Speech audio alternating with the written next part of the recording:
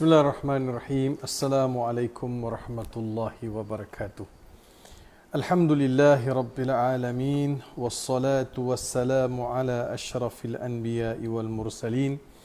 Wa ala alihi wa ashabihi wa man da'a bida'watihi ila yaumiddin. Rabbi shrah li sadri wa yassir li amri. Wahlul uqdatan min lisani yafqahu qawli. Wasaddid lisani wahdi qalbi bihaqqi Sayyidina Muhammadin sallallahu alaihi wasallam. Amma ba'd.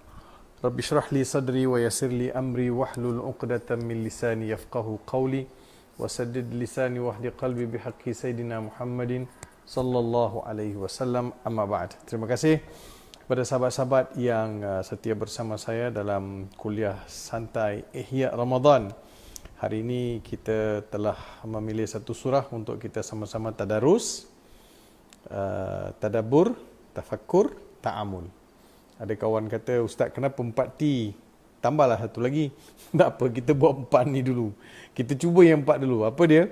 Kita tadarus dulu, kita tafakkur dulu, kita tadabbur dulu, kita ta'amul dulu. Kita amalkan ya. Kita cuba 4 perkara ni dulu. Nanti kita cari yang kelima. Apa khabar sahabat-sahabat sekalian? Kita doakan supaya semua berada dalam kesihatan, keafiatan dan kerahmatan Allah Subhanahu wa taala. Malam ni kita masuk malam yang ke-21. 21, so dah masuk malam ganjil, malam ganjil. Malam-malam ganjil ni mengikut jumhur ulama, termasuklah Imam Nawawi dan juga pandangan imam-imam dalam mazhab Ahlus Sunnah wal Jamaah, berpendapat bahawa malam Lailatul Qadar akan berlaku pada 10 malam terakhir dan pada malam-malam ganjil. So malam ni malam ganjil 21, malam 20 21. So alhamdulillah saya pun dah tarawih, dah tadarus sikit dengan anak-anak, sekarang bersama dengan sahabat-sahabat pula. Mudah-mudahan kalaulah malam ni jatuh malam Lailatul Qadar, insya-Allah kita tidak kerugian kerana kita sudah pun tarawih, kita sudah pun tadarus dan kita sambung lagi tadarus malam ini. Kita hidupkan malam Lailatul Qadar. Boleh? Kita hidupkan dengan tadarus, kita hidupkan dengan tadabbur, kita hidupkan dengan tafakkur, kita hidupkan dengan ta'amul. 3 benda ni, 4 benda ni kita cuba buat. So saya fikir kalaulah kita dapat malam Lailatul Qadar sedang kita bertadarus, mempelajari ayat-ayat Allah Subhanahu wa taala, sedang malam itu dimuliakan Allah dengan turunnya Al-Quran daripada Lauhil Mahfuz. Al-Quran turun daripada Lauhil Mahfuz, diterima oleh manusia dan manusia beramal. Terima kasih kepada adinda saya, saudara Sadiq Said daripada Singapura, dan sahabat-sahabat saya lain, Adnan Barum. Waalaikumsalam. Waalaikumsalam Sadiq, kirim salam pada keluarga dan salam mahabbah saya kepada masyarakat ataupun rakyat Singapura, sahabat-sahabat teman-teman saya di Singapura. Mudah-mudahan dalam peliharaan Allah Subhanahu wa taala, dan kita juga merasakan simpati dan juga ke atas bilangan yang ditimpa musibah di Singapura. Mudah-mudahan Allah Subhanahu wa taala segera beri kesembuhan dan juga diangkat musibah itu daripada negara jiran yang tercinta Singapura dan juga negara-negara yang lain. Terima kasih kepada anak buah saya Navindran Subramaniam pun watching juga. Terima kasih. Semalam baru jumpa dia dekat Rawang. Hari ini dah ada online. Terima kasih. Terima kasih Datuk Hasan Muhammad Nur. Terima kasih kepada saudara Ahmad Syafi'i dan kepada semualah. Kalau duk baca nama kan tak habis pula. Kepada sahabat-sahabat yang saya kasih dan juga pencinta Al-Quran. So kita masuk. So bayangkan kalau malam ini malam Lailatul Qadar, kita tadarus Al-Quran, Allah turunkan Al-Quran pada malam Lailatul Qadar. Bayangkan betapa hebatnya sahabat-sahabat sekalian, saudara-saudara sekalian, dapat hidupkan malam ini dengan membaca Al-Quran dan juga tadarus. Tadarus Al-Quran, tadabbur, tafakkur dan juga ta'amul. Jom kita baca. Semua dah bersedia dah? Saya bagi masa sikit tu. Saya bagi masa sikit supaya sahabat-sahabat sekalian dapat cari mushaf. Walaupun dah ada yang dah khatam sekali, ada yang dah khatam 2 kali. Saya belum khatam lagi. Saya cuba baca dan juga cuba faham. Kerja-kerja pun masih lagi banyak yang tertangguh. Baik, kita baca sama-sama. Boleh? Semua dah ada Al-Quran? Al-Quran sama ada secara fizikal yang macam ni, mushaf yang mencetak ataupun daripada apps boleh buka. Surah Saf ayat 60 ayat surah Saf iaitu surah yang ke-61. Baik, kita baca. A'udzu billahi minasy syaithanir rajim. Kita baca auzubillah kan? Kita baca auzubillah. Saya selalu kena tegur dulu bila saya sebut a'udzubillahi minasyaitonir rajim. Syai. Tok guru saya ajar saya Musa kata, mana syai? Mana ada syai? Tak masuk hidung. Syaiton tak. Dia hidung tak bunyi langsung. A'udzubillahi minasyaitonir rajim. Syai. Shin ya atas syai. Bukan syai. Dia tak masuk hidung. Sengau ni memang sedap tapi tak tepat lah, itu je. Kalau sengau, wah bunyi Arab lah. Kenapa dia sengau lebih? Tak betul. Arab mana? Sengau tak tentu pasal. Dia khayshum. Bunyi bila keluar ikut hidung, dia nama bunyi khayshum. Kena elak. Dia ada beberapa huruf saja. Nun bersabdu, huruf mim, huruf nun mati. Nun, mim, yang ni kita akan gunakan hidung, ataupun idgham al-ghunnah kita akan gunakan bunyi yang keluar daripada hidung. Begitu juga tanwin, bila ikhfa, iqlab, ini semua ada bunyi hidung. Kalau tak perlulah sampai bismillahirrahmanirrahim, alhamdulillahi rabbil alamin, arrahmanirrahim. Itu semua bunyi hidung. Sengau nama dia. Imam sengau, tak maulah. Kita kena elak kan. So kita kena buang bunyi sengau. So kita betulkan auzubillah dulu. A'udzu billahi minasyaitonir rajim. A'udzu billahi minasyaitonir rajim. Senyum. Latih biar muka tu ada senaman mulut sikit. A'udzu billahi minasyaitonir rajim. Bismillahirrahmanirrahim. Cuba tengok huruf ba. Saya paling suka kalau ajar San Musa, guru saya baca bismillah. Bismillahirrahmanirrahim. Bila kamu baca Bismillahirrahmanirrahim. Kena tak kena. Oh, sedap bunyi. Bismillahirrahmanirrahim. Ba tak, V tak. Bismillahirrahmanirrahim. Dia tak bunyi Bismillah, bukan dia. Bismillahirrahmanirrahim. Sekali latih. Dia ba. Bukan ba. Dia ba. Manja-manja baca Quran ni, tuan-tuan. Kena manja-manja. Tak ada kasar-kasar. Quran ni dia kata layyin. Layyin. Layyin maksudnya lembut. Bacaan dia lembut, luhun dia lembut, bunyi dia lembut, dia tak bunyi kasar, dia tak bunyi guru, tak bunyi petil. Lari orang dengar. Bismillahirrahmanirrahim. Okey. Surah Saf. Bismillahirrahmanirrahim. Satu lagi saya nak bagi tahu. Bismillah. Kita betulkan auzubillah dengan bismillah ni Bismillahirrahmanirrahim. Tengok kedudukan mulut saya. Bismillahirrahmanirrahim. Tak ada muncung. Ada orang ajar kata, tuan-tuan kena muncungkan apa dia? Bismillahirrahmanirrahim. Tak payah. Siapa ajar kau kena muncung? Muncung. Bunyi apa, tuan-tuan? Bismillahirrahmanirrahim. Tak ada. Qari-qari muktabar ataupun guru-guru yang muktabar, tak ada yang baca macam tu. Sebab begini, tuan-tuan, dia huruf istifal. Istifal huruf-huruf yang berbaris atas. Mulut kita duduk sengih je. Ar-Rahman. Tak adalah kata sebab ada ra, kita kena muncung. Ar-Rahman. Tak. Ar-Rahman. Ar-Rahim. Ar-Rahman, Ar-Rahim. Itu lagi tepat. Ar-Rahman, Ar-Rahim, Ar-Rahman, Ar-Rahim. Dia tak jadi Ar-Rahman, Ar-Rahim. Tak ada moncong. Itu nak marah. Tak ada moncong. Sebab ramai yang baca moncong. Tak ada moncong. No moncong dah. Moncong ni untuk huruf waw. Ataupun waw mati. Atau huruf mati waw. Takun. Kan.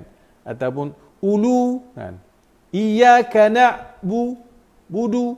Iyaka na'budu wa iyaka nasta'in. Ihdinas siratal mustaqim. Iyaka na'budu wa iyaka nasta'in. Iyaka na'budu wa iyaka nasta'in. Itu aja. Dia tak ada. Kalau ada baris depan, saya sebut tadi, kalau bila baris depan baru ada muncung. Kalau baris atas tak perlu muncung. Cuba lihat dalam bismillah. Tu mana ada baris depan? Bismillahirrahmanirrahim. Bismillahirrahmanirrahim. Dia tak jadi. Itu aja. Tonton latih ya. Tengok muka dekat cermin, baca. Bismillahirrahmanirrahim. Bismillahirrahmanirrahim. Kalau muncung, tarak betulnya. Bismillahirrahmanirrahim. Melainkan kalau orang tu memang ada masalah, sebut, tak apa, dia dimaafkan. Memang ada masalah, dia kena muncung baru jadi ra. Itu lain cerita. Kita kena berlatih dulu. Okey, sekali lagi. Bismillahirrahmanirrahim. Sabbaha lillahi ma fis samawati wa ma fil ard. Wa huwal azizul hakim. يا أيها الذين آمنوا لم تقولون ما لا تفعلون كبر مقتا عند الله أن تقولوا ما لا تفعلون إن الله يحب الذين يقاتلون في سبيله صفا إن الله يحب الذين يقاتلون في سبيله صفا كأنهم بنيان مرصوص. Sekali lagi. Mungkin ada yang napas tak sampai kan? Kita berhenti dululah. Berhenti ke mana Ustaz? Kita bercakap fi sabilih pun boleh. Fi sabilihi saffan pun boleh. إن الله يحب الذين يقاتلون في سبيله صفا كأنهم بنيان مرصوص وإذ قال موسى لقومه يا قوم لم تؤذونني وقد تعلمون أني رسول الله إليكم فلما زاغوا أزاغ الله قلوبهم والله لا يهدي القوم الفاسقين وإذ قال عيسى ابن مريم يا بني إسرائيل إني رسول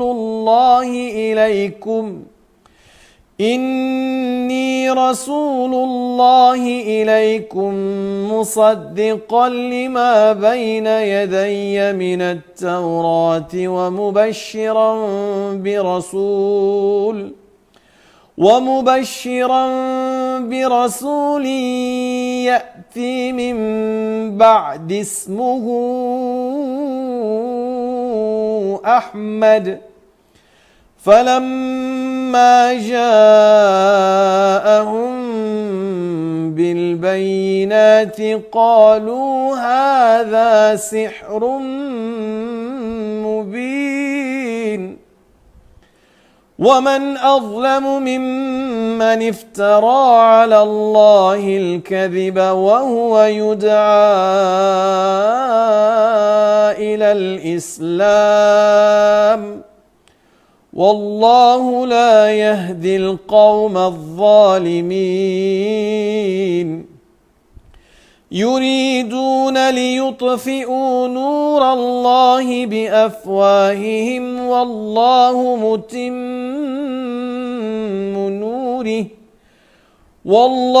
متم نوره ولو كره الكافرون هو الذي أرسل رسوله بالهدى ودين الحق ليظهره على الدين كله ولو كره المشركون. Cuba lihat ayat ni ya. Sebutan tu dengar. Macam mana kita sebut ha, macam mana kita sebut dha. Cuba lihat. Daripada huwallazi. هو الذي أرسل رسوله بالهدى ودين الحق ليظهره على الدين كله. Cantik kan? Bukan sebab saya, tapi ayat dia cantik. Sekali lagi. هو الذي أرسل رسوله بالهدى ودين الحق ليظهره على الدين كله ولو كره المشركون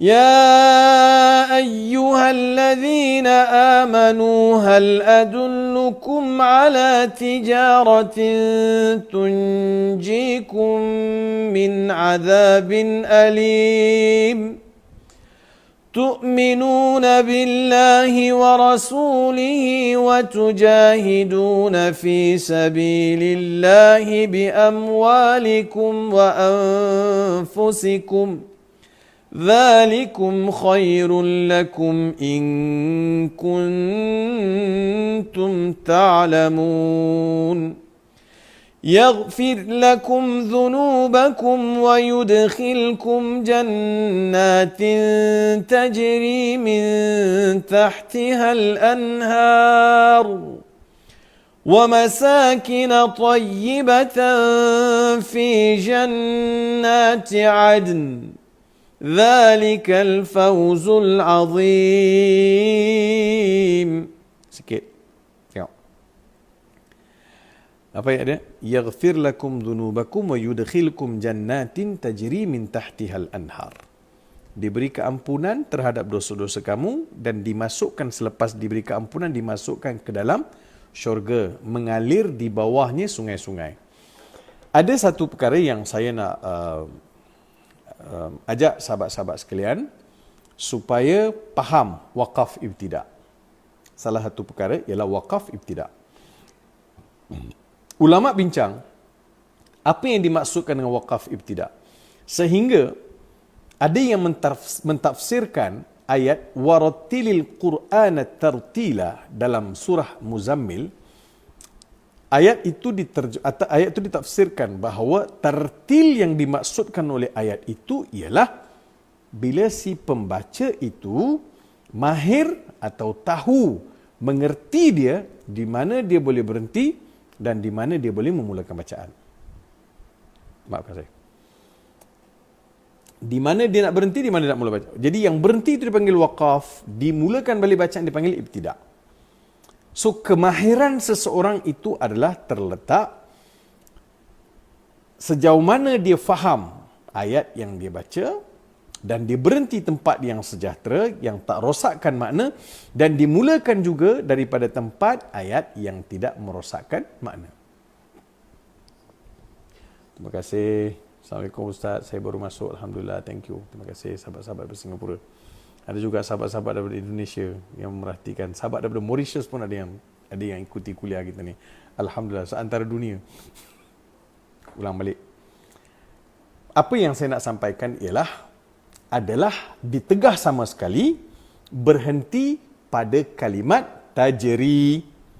Kalimat tajri. Ada juga di antara imam-imam kita mungkin terlepas pandang, mungkin juga tersilap. Semoga Allah maafkan, ampunkan mereka dan semoga mereka dapat teguran dan dapat ilmu yang bertambah sehingga mereka sedar berhenti di tempat-tempat tertentu itu, berhenti di tajri adalah satu wakaf, tempat berhenti yang sangat-sangat ditegah. Tegah. Kan biasa kita dengarkan ada imam baca dia berhenti dekat yaghfir lakum dhunubakum wa yudkhilkum jannatin tajri. Berhenti di situ tidak boleh. Berhenti di situ tidak boleh. Sebab kalau berhenti di situ, syurga yang mengalir. Syurga itu umpama sudah dihanyutkan oleh air. So sudah mengalir. Siapa dia nak kejar syurga tu yang sudah dihanyutkan oleh air? Sekiranya tak sampai nampak, Ustaz tak sampai nampak, Ustaz saya terpaksa berhenti. Itu adalah wakaf ittirari, dia kata. Wakaf yang saya terpaksa nafas nak putus. Halo brother, kalau nak berhenti, berhenti dekat jannat lah. Berhenti dekat jannat. Lagi selamat. Yaghfir lakum dhunubakum wa yudkhilkum jannat. Di mana-mana dalam surah-surah Al-Quran, kalau jannatin tajri min tahtil anhar, kalau tak sampai nafas, berhenti dekat jannat. Yang paling cantik, jannatin tajri min tahtihal anhar. Tapi kalau tak sampai, berhenti dekat jannat. Jangan berhenti dekat jannatin tajri. Tak boleh. Waqaf itu dipanggil waqaf, bukan qabih, aqbah. Seburuk-buruk waqaf. Jadi, catat boleh catat-catat, yang boleh hafal, bagus. Yang boleh ingat pun lagi bagus. Ya, kita ulang balik. Kemudian dalam ayat yang sama, jannati adni. Kan wa masakin tayyibatan fi jannati adn. Okey, sekarang saya berhenti dekat dal. Selepas dal ada nun. Nun itu mesti juga didengarkan sikit. Mana boleh nun itu ditenggelamkan langsung? Mesti dengar. Jangan berhenti baca jannat. Berhenti apa? Berhenti dekat tayyibatan fi jannati ad. Macam baca inna anzalnahu fi lailatul qadr. Wa ma adraka ma lailatul qadr. Dia kena bunyi sikit. Inna anzalnahu fi lailatul qadr. Wa ma adraka ma lailatul qadr. Ada bunyi kan? Sama juga wal fajr wal asr. Ada bunyi sikit tu. Ada bunyi sikit. Ingat ingat. So di sini sehingga ulama sebut 1/3 huruf itu mesti kedengar. Sama juga min qabl. Tapi kalau tu lagi tebal, lagi kuat nak dengar. Min qabl nak bunyikan. Yang ni wa masakin tayyibatan fi jannati adn. De bunyi dulu. Adn. Dzalikal fawzul azim. Sama boleh. Auzubillahi minasyaitonir rajim. Wa ukhra tuhibbunaha nasrun minallahi wa fathun qarib. Wa bashshiril mu'minin. يا أيها الذين آمنوا كونوا أنصار الله كما قال عيسى بن مريم للحواريين من أنصاري إلى الله قال الحواريون نحن أنصار الله فآمنت طائفة من بني إسرائيل وكفرت طائفة فأيدنا الذين آمنوا على عدوهم فأصبحوا ظاهرين صدق الله العظيم. Alhamdulillah. Kita telah pun selesai bertadarus membaca surah Saf ayat 1 hingga ke 14. Terima kasih. Terima kasih, terima kasih. Tahniah. Terima kasih kepada semua yang baca bersama dengan saya. Ada sahabat-sahabat kata ada lain yang tak, ada lain kawasan-kawasan lain-lain tertentu, kawasan-kawasan tertentu lain tak berapa cantik. So nak macam mana ujian malam-malam ganjil. Kita teruskan perjuangan. Baik. Sahabat-sahabat yang saya kasih sekalian, kita telah pun tadarus surah Saf. Surah Saf. Surah Saf. Surah Saf ini adalah surah Madaniyah. Surah Madaniyah. Surah yang diturunkan di Madinah. Sebelum surah ini adalah surah Al-Mumtahanah. Surah yang dinamakan sebagai surah yang penuh dengan ujian. Surah yang namanya surah Mumtahanah ini surah yang penuh dengan ujian ataupun test. Allah uji. Uji siapa? Uji wanita-wanita yang datang berbai'ah kepada Nabi Muhammad sallallahu alaihi wasallam. By the way, tuan-tuan, dalam bai'atul ridwan, ada lelaki yang datang berbai'ah dengan Nabi sallallahu alaihi wasallam. Nabi tak salam dengan dia. Nabi tak salam dengan dia. Apa Nabi buat? Nabi kata tak perlu salam, angkat tangan saja. Aku terima bai'ah engkau dengan angkat tangan. Biasa orang lain sampai sahabat lain semua nak berbai'ah dengan Nabi, kena salam, shake hand. Kita kata shake hand lah kan. Akan salam. Tapi ada seorang sahabat ni, Nabi tak salam. Nabi angkat tangan saja. Kerana lelaki itu ada sakit. Lelaki itu ada jangkitan, ada sakit, maka Nabi tak salam. Nabi kata angkat tangan saja bai'ah. Jadi itu jadi hujah, dalil. Nanti saya akan carikan detail ya. Saya baru baca sepintas lalu. Jadi saya bila saya gairah, saya rasa seronok. Dan saya dah confirm kan, memang ada riwayat bahawa Nabi tak salam. Ada individu yang Nabi tak salam dalam berbai'ah kerana individu tersebut ada penyakit. So sekarang ni, dalam norm baru ni, dalam normal yang baru ini, bila kita diajar untuk tidak bersalaman. Apa kita buat? Assalamualaikum. Assalamualaikum. Kita tak tahu. Saya tak nak salam bukan sebab saya menganggap saudara bawa COVID atau saudara ada virus corona. Mungkin saya yang bawa, mana tahu. Saya tak meletakkan saudara, mungkin saya yang pembawa. Saudara akan efek kerana saya yang bawa. Jadi sama-sama tak salam. Jadi ada di situ dalil bahawa Nabi tak salam dengan individu tertentu kerana kerana individu tersebut ada penyakit. Baik, sahabat-sahabat sekalian, kita pergi balik dalam surah Saf. Surah Saf ni, kenapa dinamakan dengan Saf? Kerana ianya merujuk kepada barisan. Saf adalah barisan. Surah Saf ini surah yang turun di Madinah. Kita tahu di Madinah ini adalah satu norma yang baru, norm yang baru bagi orang Islam. Ini norm yang baru, nak cerita norm yang baru. Sebelum mereka sahabat-sahabat berhijrah ataupun penduduk Madinah sebelum menerima Nabi Muhammad sallallahu alaihi wasallam, norm mereka berbeza sebab mereka tidak ada panduan, belum ada panduan yang boleh membentuk sebuah kehidupan yang berpandukan kepada syariat. Tunggu Nabi Muhammad datang, Nabi ajar mana halal mana haram. Kan di Madinah Nabi bentuk piagam, Nabi bentuk disiplin-disiplin yang lebih besar untuk memperlihatkan perwatakan ataupun kepribadian orang Islam. So di Madinah itu sentuhannya lain, berbeza dengan Mekah. Manakala orang Mekah yang datang dari sahabat-sahabat yang berhijrah dari Mekah pergi Madinah, mereka juga kena mengamalkan satu norm yang baru. Apa dia? Berada di sebuah negeri yang bukan negeri asal. Dia kan berhijrah daripada Mekah pergi ke Madinah.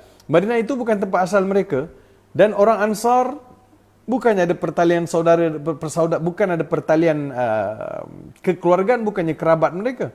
Tetapi mereka terpaksa memulakan kehidupan dengan bersaudarakan golongan Ansar. So, norm baru.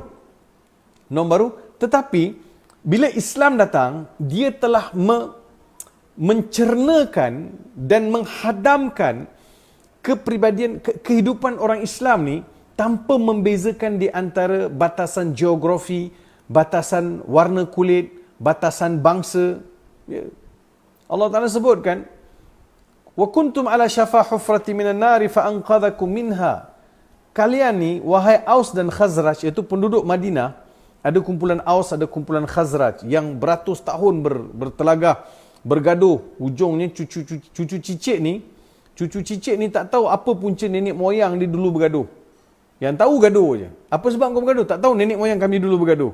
Itu aja dia punya alasan, reason why they are fighting. Kan?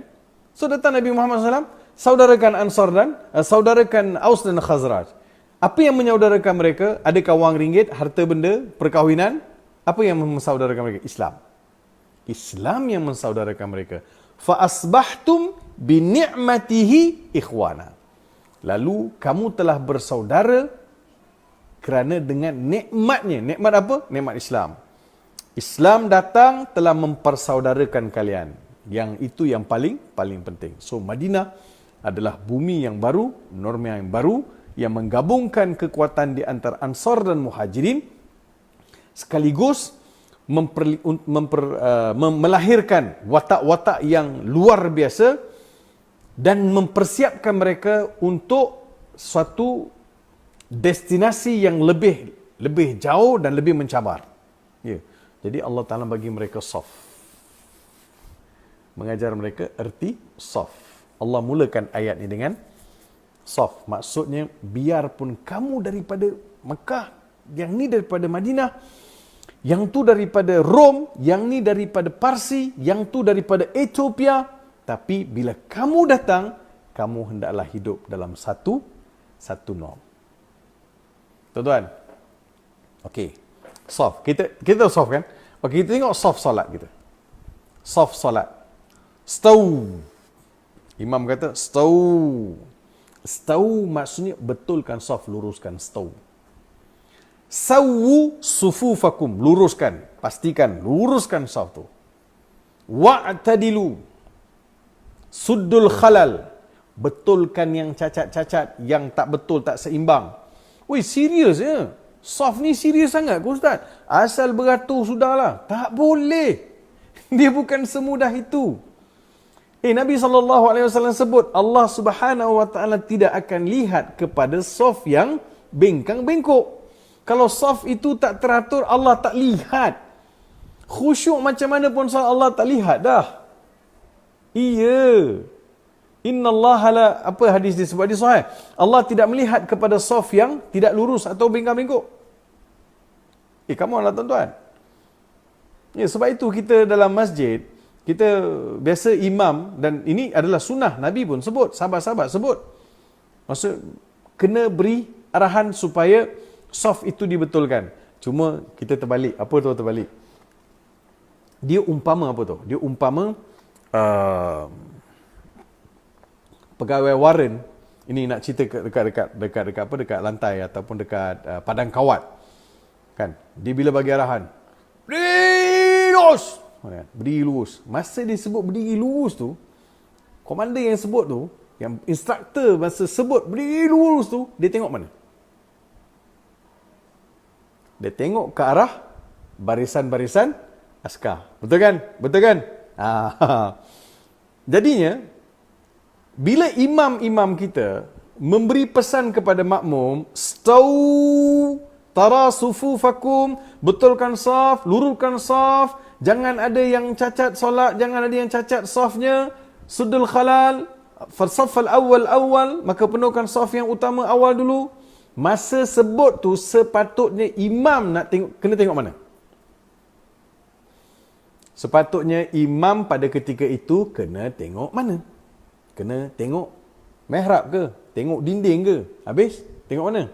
Tengok jemaah lah. Halo imam. Kena tengok jemaah.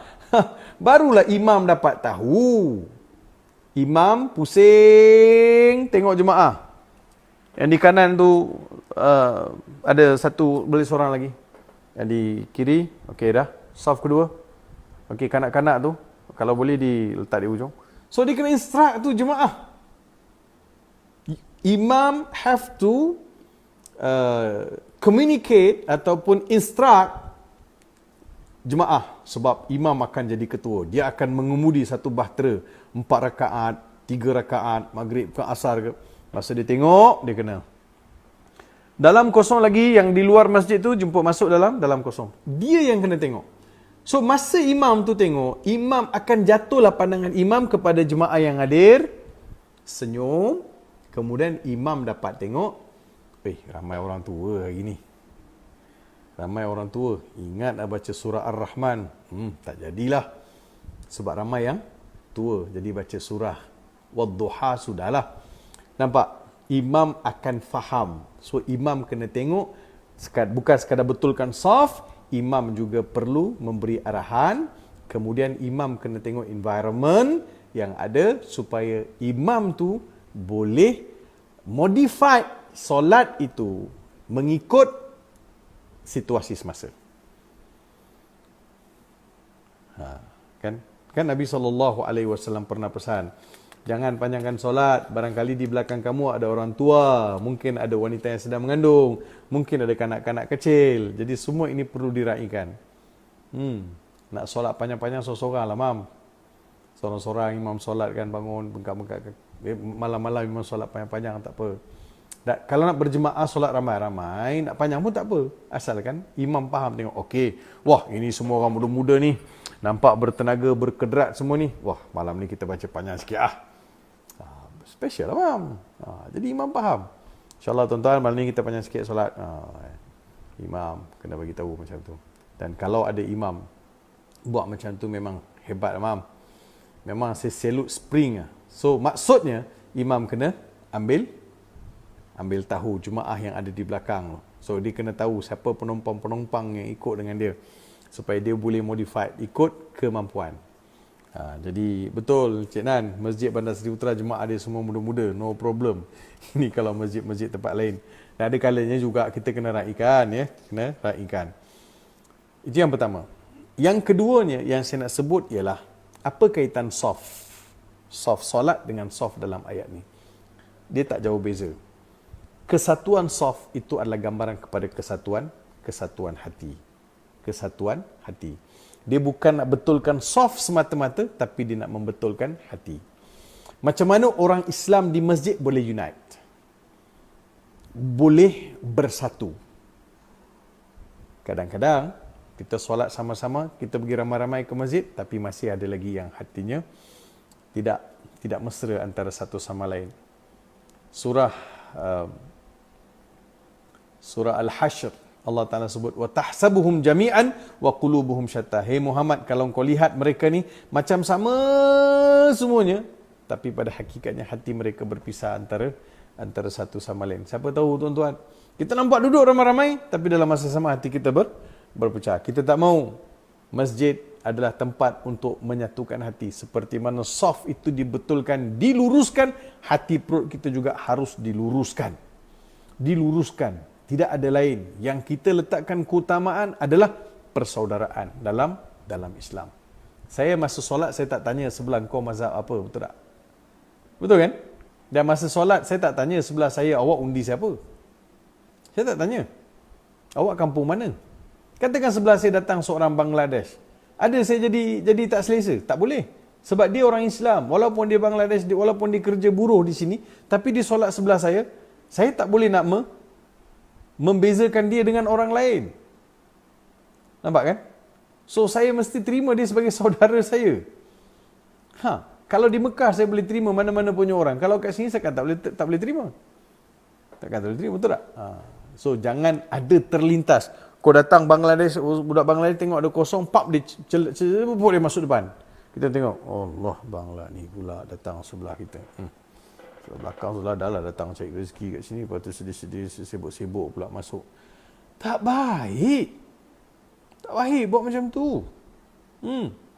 Kawan-kawan saya Bangladesh kat sini ramai lah tuan-tuan, yang sembelih ayam, yang tukang bersih kubur, yang potong rumput. Hafiz tau. Jangan main. Ada sekali yang biasa potong rumput sebelah rumah saya ni. Saya selalu telefon budak ni, kalau nak suruh potong rumput. Bye. Potong rumput, sebab dia bagi nombor kan. Bagi nombor. Telefon. Bye, datang potong rumput, datang. Ada satu hari tu saya telefon. Pagi pukul 8. Telefon tak jawab. 9 tak jawab. 10 tak jawab. 10.30 dia jawab, dia telefon balik. Saya dah marah lah sebab saya telefon banyak kali tak jawab. Amboi, kau orang ni tak nak rezeki ke? Orang telefon-telefon ni nak suruh potong rumput. Dia kata apa? Dia kata, dia telefon saya. Ustaz, saya minta maaf Ustaz. Wah baik, sekarang lu sudah banyak kaya, saya telefon pun tak mau angkat lah, lu sudah sombong. Kita sindir-sindir dia. Dia kata, minta maaf Ustaz, saya tadi baca Quran. Apa rasa? Apa rasa? Hai, rasa insaf tuan-tuan. Saya baca Quran tadi Ustaz, minta maaf Ustaz, saya baca Quran. Jadi dia nampak telefon dia bunyi, dia tengah baca Quran. Dia tak putuskan walaupun Farid Rawi yang telefon. Dia tahu Farid Rawi ni dekat Bandar Seri Putra somebody. Tapi dia tak peduli. Tapi bagi dia Quran. Kita tengah baca Quran, orang telefon, jawab telefon dulu. Tengok kan. Insaf rasa tuan-tuan. So, jangan main-main lah. Maksudnya, ada sahabat-sahabat kita yang datang sini. Yang datang sini, bukannya orang biasa-biasa. Dia pun hafiz Quran. Kalau datang depan, kalau dia berebut nak masuk depan tu, maksudnya dia tahu fadilat solat soft depan, tuan-tuan. Soft depan ni bukan untuk bangsawan sesuatu Korea tau. Jangan main-main. 1, 2, 3, 4 belakang imam betul-betul boleh lah. Untuk Bilal, untuk imam 1, imam 2, untuk backup plan boleh. Jangan letak, ni soft pertama untuk bangsawan-bangsawan. Untuk bangsawan-bangsawan Korea. Tak ada.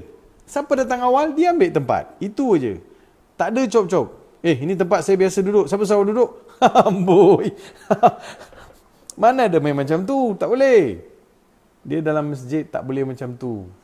Jadi di situlah kita nak tengok kesatuan hati. Bila kita berdiri dalam satu saf nak tengok kesatuan hati.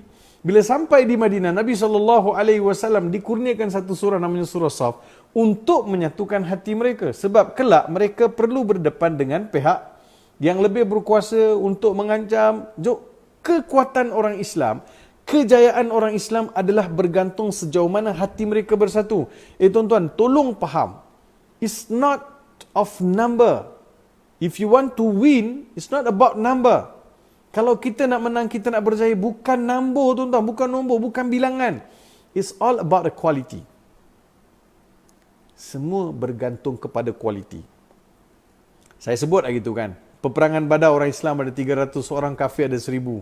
Kenapa 300 orang ni yang serba lemah, serba dhaif, serba tiada lemah maksudnya dari sudut fizikal, dari sudut persiapan.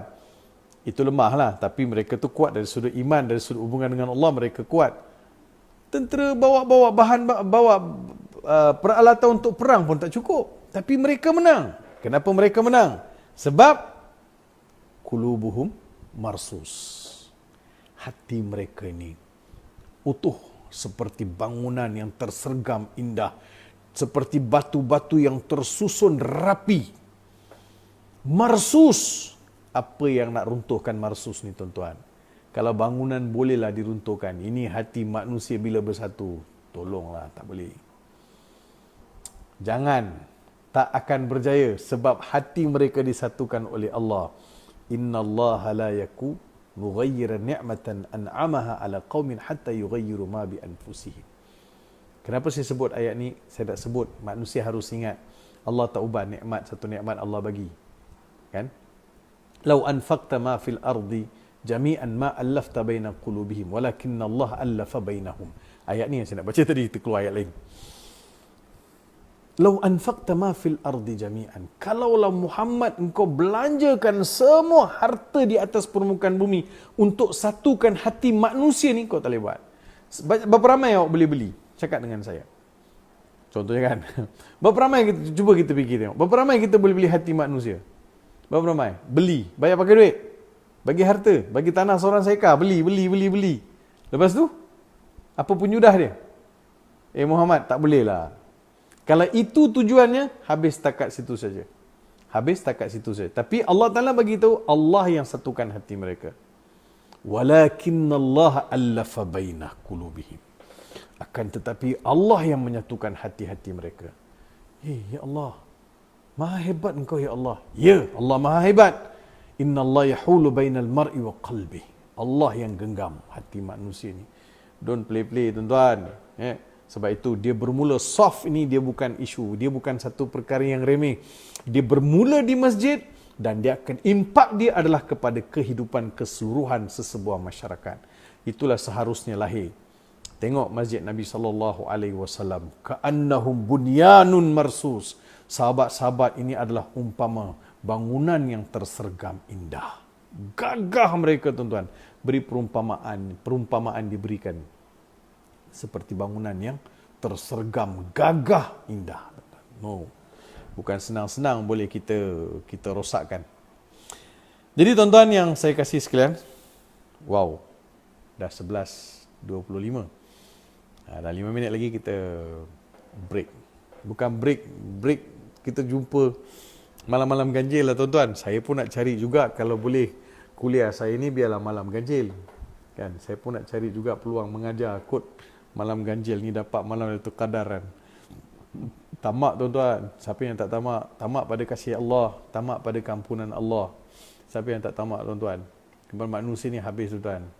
Tamak pada manusia ni habis. Kita harap pada manusia ni, bergantung pada manusia ni, nothing. Tak jauh. Bergantung pada Allah. Allah yang jaga hati-hati manusia ni semua. Allah boleh ubah mereka tuan-tuan. Percayalah. Kan? Bergantung. Belajar bergantung dengan Allah Subhanahu wa ta'ala. Okey. Kemudian surah tak masuk lagi ni. Sabbaha lillahi ma fis samawati wa ma fil ard. Kalau kita nak tadabbur, kita dah tadarus, sekarang kita masuk tadabbur. Tafakkur pun saya dah sebut sikit-sikit, dah masuk tafakkur. Sabbaha. Sabbaha, telah bertasbih. Sabbaha ini fi'il madhi, past tense. Telah bertasbih, memuji Allah, menyucikan Allah apa yang di langit dan apa yang di bumi. Tuan-tuan lihat dalam bahasa Arab ni unik, bahasa Al-Quran lagilah unik tuan-tuan. Telah memuji akan Allah segala yang di langit dan segala yang di bumi. Kenapa dia guna ma? Sabbaha lillahi ma fis samawati wa ma fil ard. Kenapa dia guna ma? Biasanya dalam bahasa Arab, bila guna ma, itu menggambarkan yang bertasbih kepada Allah adalah daripada jenis makhluk yang tidak berakal. Ma. Ma hadha, apa ini? Kalau manusia dia tak sebut ma, dia sebut man. Siapa? Alladhi. Kalau dalam bahasa Arab, kalau nak kata manusia lah ya. Sabbaha lillahi alladhi fis samawati walladhi fil ard. Jadi nampak itu memang fokusnya kepada yang berakal. Tapi Allah Ta'ala sebut telah memuji akan Allah segala yang di langit dalam kurungan yang tidak berakal dan segala yang di bumi dalam kurungan yang tidak berakal. Dia tidak berakal tapi itu tidak bermaksud dia tidak bernyawa. Dia tidak berakal itu bukan bermaksud dia tidak hidup. Dia tidak berakal itu bukan bermaksud dia tidak ada peranan. Please. Jangan tuan-tuan ingat kita saja yang hebat, kita saja yang ada peranan, kita saja yang luar biasa. No, please. Ya, maksudnya Allah nak beritahu macam ni lah. Bahasa kampung senang begini. Allah beritahu, hei manusia, telah bertasbih memuji aku selain kamu lebih banyak daripada kamu. Jadi yang tasbih memuji Allah Subhanahu wa ta'ala selain manusia lebih banyak daripada manusia. Jadi menjadi suatu yang perlu diraikan atau menjadi hak Allah Subhanahu wa ta'ala memuliakan yang lebih bertasbih daripada yang kurang bertasbih. Betul kan? Begini. Tak macam ni. Okey, manusia yang berakal. Yang lain semua tidak berakal. Ada akal tapi akal dalam konteks dia lah. Batu. Pasir di tepi lautan. Kalau tuan-tuan lihat pasir di tepi lautan dengan manusia, mana lebih banyak? Ulat cacing, ikan di lautan, burung di hutan yang berterbangan, semut di hutan, pokok kayu, batu, gunung ganang. Boleh sebut satu-satu, banyaklah jadinya, cukup banyak. Semua ini bertasbih memuji Allah Subhanahu wa ta'ala dikala manusia yang alpa. Maka Allah raikan golongan yang tidak berakal memuji Allah lebih daripada manusia. Iya, Allah nak beritahu, hey manusia, kamu ni dengan makhluk lain, yang lain itu lebih banyak bertasbih memuji aku. Dalam surah Isra Allah beritahu secara jelas, wa in min syai'in illa yusabbihu bihamdi walakin la tafqahuna tasbihahum. Setiap sesuatu bertasbih memuji aku akan tetapi kalian yang tidak mengetahui.